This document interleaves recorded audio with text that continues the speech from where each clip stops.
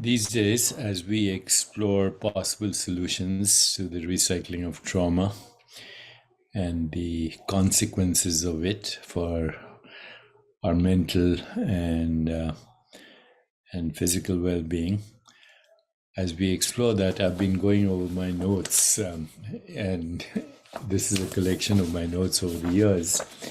I call it my red book. And I'm trying to see parallels between the revelations of different spiritual traditions and how actually if we go to the practical aspects of these religious and spiritual traditions, we'll see a common thread for unity and for our own healing and the healing of the world. So today, I just opened up this page on Judaic and Vedic cognition. But if you like, I can do something similar for looking at the parallels in mystic Islam, the writings of Ibn al-Arabi and Meister Eckhart in the Christian traditions as well, to show you, or at least try to show you, that there is a possible healing if we understand the source of the spiritual experience and some of the concepts in these different spiritual traditions, which, if you go beyond the dogma and the ideology, all actually bring us to the same source. Whatever we call it, Ein Sof, Allah, Brahman, it, it is the divine source of all experience, and you and I are bits of the it. In any case, let's look at some of the parallels between Judaic Kabbalistic tradition and Vedanta. So I'm looking at my notes here, and I want to share with you. In Judaism, the infinite source, universal domain is called Ein Sof. In Vedic tradition, it's called Brahman. And the Christian scholar T.R. Deschardins referred to that as the theosphere. And then in all these traditions, there's also something called the causal body. I'm now calling it the field and the knower of the field. But the causal body also includes archetypes, realms of archetypes, angels, higher beings that are symbolic representations of the infinite. In Judaic tradition, that's called Atzilut. In Vedanta, that's called Anandamaya Kosha. Atman, it's also part of the theosphere. In the Judaic Kabbalistic tradition, the subtle body is frequently referred to as Beria, realm of the intellect, seeds of personal identity. In Vedanta, Gyanmaya Kosha, in the writings of Christian mystics, the noosphere. And there's the realm of emotions, Yetzirah, in Kabbalah, Manomaya Kosha in Vedanta. The physical domain, the realm of time, space, causality, Asya, in Vedanta, Anomaya Kosha, the biosphere. And then you have all these different subsets of the noosphere, Bariya, Chokma, Bina, Diyat, which are creative impulse, nurturing impulse, integrating impulse. Gyanmaya Kosha in Vedanta, Mahat, ego, intellect, creativity, ego mind. And then as we proceed from there into the differentiation, the qualities of the subtle realms, Yetzirah, Manomaya Kosha, Hasad, Keruva, Netzach, Hod, Yesod, and these represent things like giving and receiving, restraint, forbearance, inertia, focused energy, Sattva, Tamas, and Dharna. And then externalized emotions, reaching out, compassion, karmically appropriate action, empathetic listening, which is also called Shruti, sacred communion, Adam and Eve, love and bonding, cosmic embrace of Shiva and Shakti. You see the parallels? And then I can show you that some of the archetypes here, I can go into details if you ever do a course, but they all represent qualities of consciousness. And even the archetypal names, Abraham represents giving and receiving, Isaac represents restraint, Jacob integrates, Moses reaches out, Aaron is empathetic listening, Joseph is bonding, Shekinah is Shakti, and on and on. The concepts are very similar. Gilgul HaNafesh is the cyclic wandering of the soul. Hush Gacha is karmic baggage. Abraham is the great father. Sounds like Brahman, at least etymologically.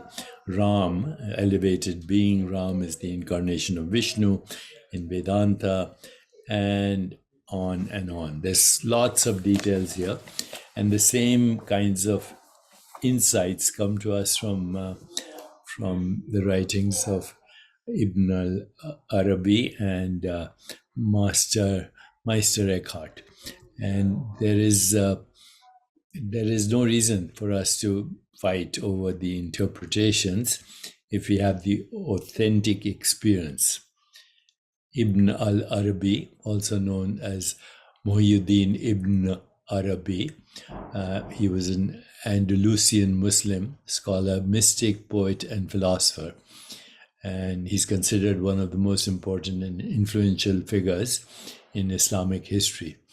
He similarly wrote about the mystic experience of Allah, the unity of being, and the idea that all existence is a manifestation of a single divine consciousness.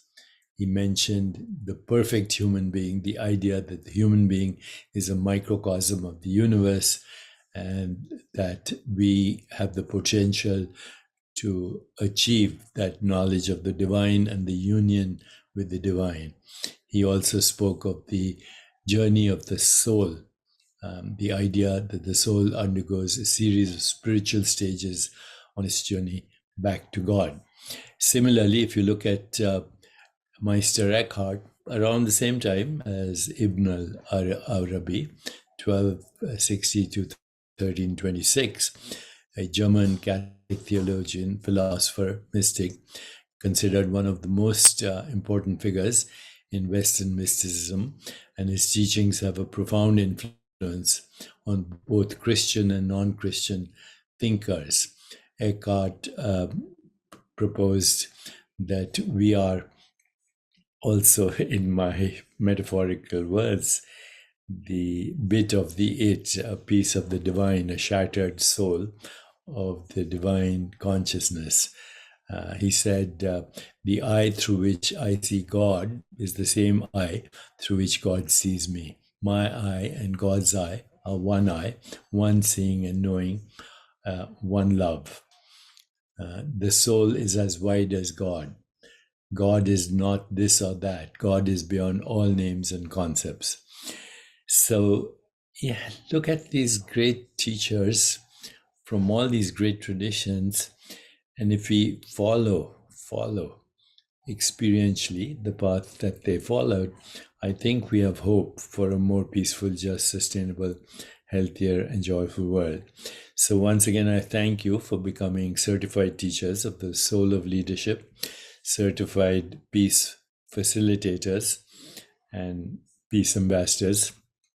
Please join us and be part of this collective consciousness that can move in the direction of a more peaceful, just, sustainable, healthier, and joyful world. Joy, that's what we need to cure the recycling of trauma that is perpetuating itself and magnifying itself right these days. We cannot depend on governments, we cannot depend on leaders. Only we can heal ourselves and heal the world. So please join us and become certified by going to Chopra Foundation Institute, www.cfi.choprafoundation.org. And let's together explore these mystic traditions. I will also be teaching techniques to add to our experience, and also material from my new book, Quantum Body, which looks at the source of all experience and the source of all experience of that which we call reality. And we'll see how these different traditions offer the same methodologies or similar methodologies for going inward to find the source of creativity, insight, intuition, higher consciousness, love, empathy, compassion, joy, equanimity. Only these fundamental attributes of divine consciousness. And they're all in all the traditions, the 99 names of Allah, the 1,000 names of Vishnu, etc., etc. Those names represent qualities of consciousness. Even the names of the prophets and the archetypes in Judaism and Christianity all represent symbolically that which we cannot comprehend through the intellect, only through transcendence, but which are symbolically represented as higher consciousness, angels, divine beings, whatever. Those are symbolic representations of ourself as it aspires towards the infinite. So please join us, www.cfi.choprafoundation.org. Let's keep exploring our own self so that we can heal the world. And actually, that is the only solution. Give me your feedback and let me know if we should keep updating these courses. And we'll do that anyway. But your participation and your discussion and your interaction with each other can hopefully create that critical mass.